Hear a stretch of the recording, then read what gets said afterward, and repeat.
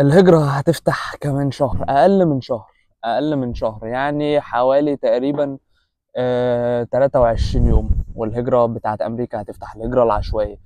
لازم تبدأ تعمل احتياطاتك وتجهيزاتك من دلوقتي. بمعنى خد أسرتك وصورهم، ابدأ أنت اعمل الصور. تمام.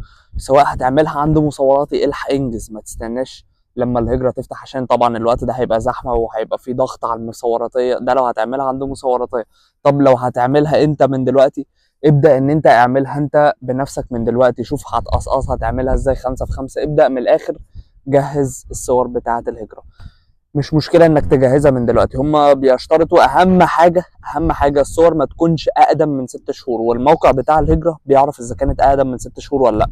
فارجوك اوعى تستنصح عليهم ويبقى عندك مثلا صور من 7 شهور، من 6 شهور، من سنة مثلا، او نفس الصور اللي قدمت بيها وتقول لي انا هدخلها تاني. وهيعرفوا ازاي؟ لا، هيعرفوا. الصورة هتخش وهيتعمل لها اكسبت وهتتقبل على الموقع، لان احداثياتها صح. صورة 5 في 5 مظبوطه. اهم حاجه تكون 5 في 5 عشان الموقع يقبلها. طيب لو صورتك 5 في 5 بس هي صوره السنه اللي فاتت، وانت جيت كسبت، يعني القرعه اختارتك وانت اللي فزت، هيجوا يبصوا الموقع هيلاقي دي نفس الصوره اللي انت مقدم بيها، او صوره اقدم من 6 شهور، فهيتعمل لها تيرن داون. يعني انت بعد ما كسبت هينزلوك تحت ويسحبوا حد بدالك. وهو ده اللي بياخدوا فيه وقت عقبال ما يعلنوا النتيجة. يعني انت فاكر ان النتيجة بتظهر شهر 10، او هم بيعرفوا مين الفايز شهر 5 قصدي. لا، انت بتقدم شهر 10 الهجرة، نتيجتها بتفتح شهر 5. يعني انت بتقدم شهر 10 وبتكشف عن النتيجة شهر 5. ده من الكونفirmation نمبر اللي انت بتاخده لما تقدم. انت فاكر بقى ان هم بيعرفوا مين اللي فايز شهر 5؟ لا طبعا. ده هم بيعرفوا بعدها بشهر، بيعرفوا مين اللي فاز بعدها بشهر. فلازم تبقى انت عامل احتياطاتك ومجهز الصورة ما تكونش اقدم من 6 شهور عمرها. صورة 5 في 5، خلفية بيضة تماما، مش لاعب فيها بالفوتوشوب، عينك مش حمراء في الصورة. ودي الحاجة الوحيدة اللي هم مدين لك الاكسبتنس او ليك الحق ان انت تعمل فيها بالفوتوشوب لو عينك حمراء في الصورة. وانا بقول احسن لك يعني، او الاحسن اضمن يعني، عشان تبقى ضامن اكتر. ركز ان الصورة تكون كل حاجة تمام من غير الفوتوشوب. يعني مش لازم حتى عينك تكون حمراء في الصورة. يعني انت مع نفسك كده لو لقيت عينك حمراء ما تعدلهاش بالفوتوشوب وعيد الصورة احسن. وطبعا لو عند مصوراتي مش هقول لك يعني لازم تبقى ضامن ان هو هيطلع لك كل حاجه صح، ومفيش اصلا مصورات يعني هيطلع عينك حمراء في الصوره، ده يبقى اي كلام يعني. لو لقيت عندك الريد اي دي في الصوره وانت عاملها من عند مصوراتي المفروض بروفيشنال يعني. فلازم تركز في الحاجات دي كويس. ده لو عايز تكسب.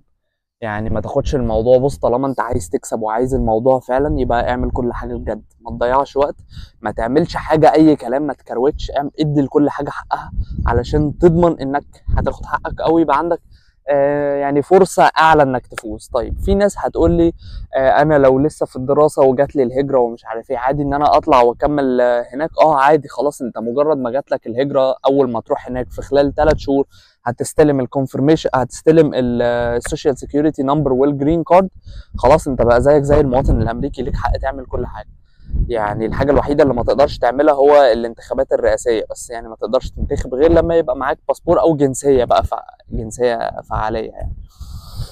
طيب في ناس تانية هتقول لي هل التعليم هيكون على حسابهم؟ لا، هو مفيش اي حاجه امريكا هتديها لك على حسابها. لا هتديك بيت، ولا هتدفع لك ايجار، ولا هتعلمك حتى، ولا هتعلم ولادك على حسابهم خالص.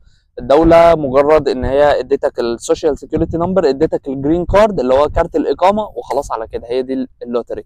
فانت لازم تبقى جاي اصلا معاك فلوس، سواء بقى عايز دراسه عايز اي حاجه. لازم انت تبقى عامل حسابك في كل ده، وكل ده اتكلمنا عليه في فيديوهات فاتت يعني، ممكن تروحوا تشوفوها. انا بقى تلاقيني بس مش عارف افتح عيني قوي لان الشمس قويه، وانا قاعد المفروض تحت الشمسيه دي، بس مش عارف ليه مش عامله حاجه يعني. برضو مش عارف افتح عيني قوي من قوه الشمس.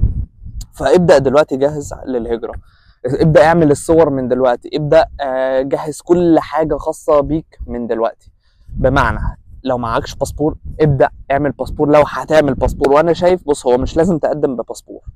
يعني مش لازم التقديم عشان تقدم على الهجره، مش لازم باسبور. الباسبور بيبقى لازم امتى؟ في حاله ان انت فزت. لو فزت بالهجره ساعتها لا لازم يبقى معاك باسبور. انما لو ما فزتش عادي ممكن تقدم من غير باسبور. وده هيخلي طبعا العالم كله يعني، بدل ما كان اللي بيقدم 20 مليون هيخلي 80 90 مليون واحد يقدم. طيب اوعى كمان من ضمن الحاجات اللي انا بقول لك اوعى تعملها، اوعى تعملها، اوعى انك تقدم كذا مره.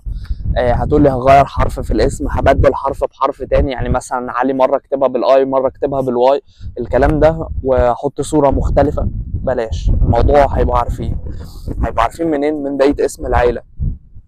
هما يعني مش اغبياء لحاجه زي كده. ده السيستم بتاع الهجره ده بيبقى قوي جدا، والسوفت وير اللي هم شغالين عليه بيبقى حديث بدرجه يعني عمرك ما تتخيلها، وبيبقى في ناس اصلا شغاله على الموضوع ده. يعني الموضوع ده ما بيبقاش كله كمبيوتر وكده، فهيتلاحظ يعني، وحتى الكمبيوتر بتاعهم هيلاحظوا بسهوله يعني. فقدم مره واحده، خليك امشي، التزم بالتعليمات، التزم بالتعليمات زي ما هي، ما تغيرش في حاجه، ما تحاولش انك تغش عشان الموضوع كله ما يطيرش من ايدك. الناس اللي هتقدم حتى معايا، سواء هتقدم معايا او لوحدك، ابدا جهز الصوره من دلوقتي. وبرضه عشان اوضح اكتر، يعني الناس اللي هتقدم معايا انا مش هعرف اعمل لك الصوره، انت كل اللي انا هعمله لك ان انت هتبعت لي الصوره، انا هقول لك اذا كانت دي تنفع ولا ما تنفعش. لو ما تنفعش هقول لك عيدها، انما لو نفعت خلاص انا هاخد البتاع واقدم لك بيها، هاخد انا الصوره وكل بياناتك واقدم لك بيها، هنتواصل مع بعض وكده وهقدم لك. بس لازم الصوره تبقى انت عاملها صح، لازم انت تكون عامل الصوره صح، مش لاعب بيها في الفوتوشوب. انا مش هقدر اعرف انت لاعب بيها في الفوتوشوب ولا لا، بس هم يقدروا يعرفوا. فالناس اللي هتقدم معايا، علشان ما تبقاش يعني قدمت على الفاضي، ما بقاش انا قعدت قدمت لك على الفاضي. فارجوكوا التزموا بالتعليمات، التزموا بالتعليمات. لو عايزها بجد تكسب يبقى لازم تلتزم بكل حاجه كما هي. ما تحاولش انك تغير في حاجه، عشان انت كده مش بتحسن فرصتك، انت كده بتسوق سمعتك، بتسوق الفرصه اكتر يعني. فيعني حتى لو كان فرصتك انك تفوز 50%، انت كده بتقضي على فرصتك خالص، بتخليها يعني اقل من 10% لو لعبت باي حاجه في الفوتوشوب، او لو حاولت ان انت تقدم اكتر من مره يعني. مره باسمك ومره باسم مراتك، هو ده الحاجه الوحيده اللي تقدر تقدم بيها مرتين، وده اللي بيبقى ليك فيه حظين. هي دي الحاله الوحيده اللي بتتيح لك حظين، يبقى عندك حظين ان انت ممكن تفوز في الهجره، انك مره تقدم باسمك، مره تقدم باسم مراتك. طيب لو عندك عيال اكبر من 18 سنه، لو انت كسبت هم ما بيجوش معاك. يعني انت لو كسبت ورحت امريكا، غير بقى لما تروح تعمل لهم لم شمل، ودي حاجه تانية وبتاخد سنين وحوار كده. ولازم تاخد الجنسيه كمان، يعني مش كارت الاقامه بس، مش الجرين كارد. والجنسيه قلنا بتطلع بعد 5 سنين من لما تروح تاخد الجرين كارد. بتعمل امتحان جنسيه بتقدم عليها وبتاخدها، وبتبقى سهله جدا. وكل الناس اللي راحوا عملوا امتحان جنسيه كان سهل جدا وتافه جدا ونجحوا فيه عادي. طيب عشان اقدم على الهجره لازم يبقى عندي لغه انجليزيه قويه او اي لغه؟ لا، مش لازم يبقى عندك اي لغه خالص. يعني ان شاء الله حتى لو ما بتتكلمش خالص مش هتفرق معاهم في اي حاجه، تقدر برضو لو كسبت تروح امريكا، وده مش هيقلل منك في اي حاجه خالص، ومش هيضاعف من فرصتك. وهم على الابلكيشن بتاع الهجره مش بيطلب منك ان انت يبقى عندك لغه، بس هو التقديم بيكون بالانجليزي.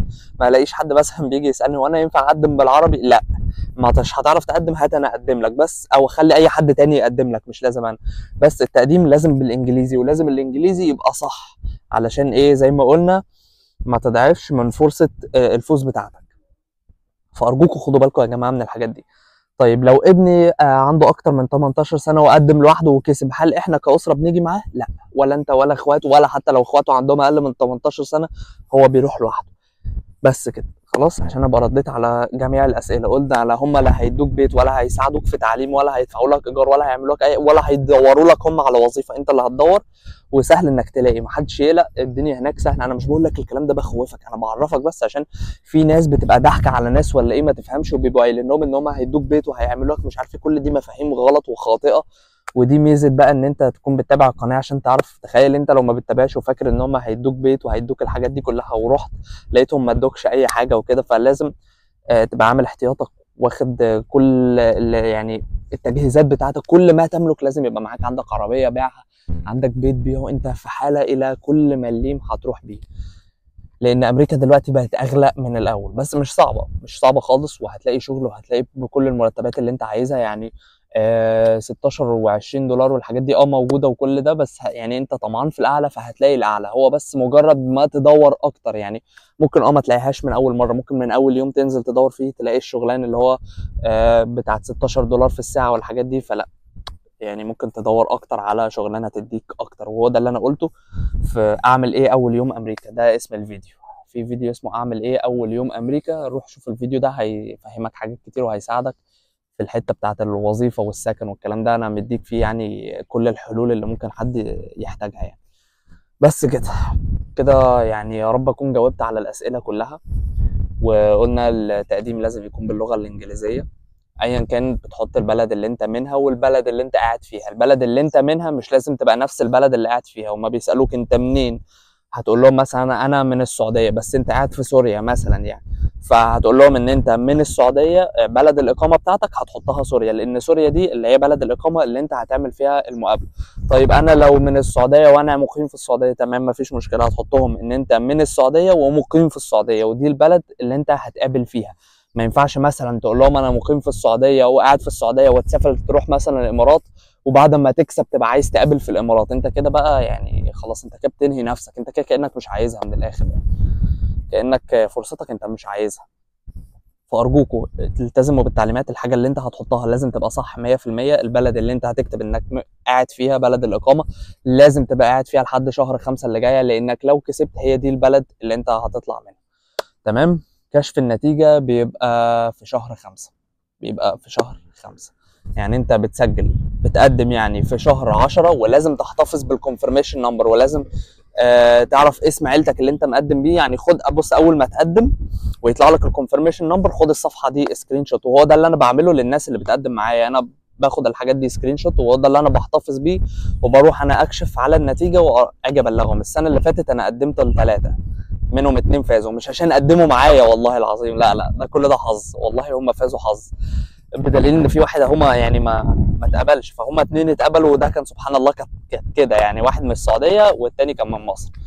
فهي دي يعني، وكانت حظ كلها 100%. الناس دي ما كسبتش عشان انا اللي قدمت لها، ولا لما واحد في امريكا يقدم لك، ولا لما واحد في استراليا يقدم لك، ولا واحد حتى في المانيا حتى يقدم لك. ملهاش اي علاقه، صدقني ملهاش اي علاقه، هي سرعه نت بس.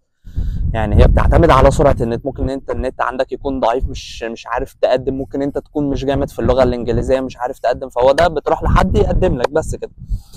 وبالمناسبه التقديم، الناس اللي عايزيني اقدم لهم، الناس اللي هتشترك من دلوقتي في الممبرشيب اللي هو بتاعه البندل، هتلاقي علامه جوين او اشتراك. الناس اللي هتشترك في البندل من دلوقتي هتلاقي في حاجه اسمها اشتراك عام، اشتراك التواصل 24 ساعه، واشتراك البندل. اشتراك البندل ده يعني انا اللي هقدم لك، بس انا عامل خصم، انا يعني والتيم معايا عاملين خصم، والناس اللي هتشترك فيه من دلوقتي لحد شهر 10 هم دول اللي هنقدم لهم، وطبعا هيبقى بسعر منخفض جدا اللي هو السعر بتاع البندل يعني اللي هتلاقيه ده. فبس كده، وانا اللي هقدم لك بنفسي ما تقلقش. وتاني حاجه بكرر، الناس اللي كسبت دول، الاثنين اللي كسبوا دول، مش عشان انا اللي قدمت لهم، لا والله، لا، ده كل ده عشان حظ، وانا بحلف والله هو يعني مش اكتر من حظ. بس كده. اشوفكم الفيديو اللي جاي، ويا رب في الفيديو ده اكون جاوبت على كل اسئلتكم يعني.